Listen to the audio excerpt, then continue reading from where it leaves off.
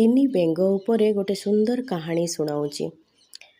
ଗୋଟେ କୂଅ ମୂଳରେ ତିନୋଟି ବେଙ୍ଗ ଥିଲେ। ଗୋଟେ ଛୋଟ ପିଲା ଆସି ସେ ତିନୋଟି ବେଙ୍ଗ ସାଙ୍ଗରେ ଖେଳୁଥିଲା। ତିନୋଟି ବେଙ୍ଗ ଖେଳୁ ଖେଳୁ କୂଅ ଭିତରେ ପଡ଼ିଗଲେ। ପ୍ରଥମ ବେଙ୍ଗଟି କୂଅ ଉପରକୁ ଉଠିବାକୁ ଭାରି ଚେଷ୍ଟା କରୁଥିଲା। ସେ ସମୟରେ ପିଲାଟି ତାକୁ କହିଲା, ଆରେ ତୁ ଏତେ ଛୋଟ ଜୀବ, ତୁ କେମିତି ଏତେ ଉପରକୁ ଉଠିବୁ? ତୁ ପାରିବୁନି।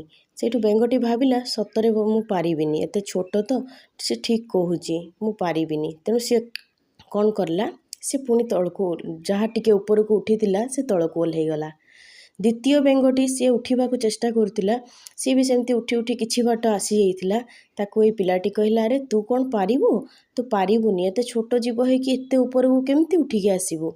ତେଣୁ ସେ ଛୋଟ ବେଙ୍ଗଟି ଭାବିଲା, ହଁ ସତରେ ମୁଁ ବି ପାରିବିନି, ସେ ଠିକ୍ କହୁଛି କହିକି ସିଏ ବି କ'ଣ କଲା, ସେ ତଳକୁ ପୁଣି ଆଉଥରେ ଓହ୍ଲାଇଗଲା, ଆଉ ଚେଷ୍ଟା କଲାନି।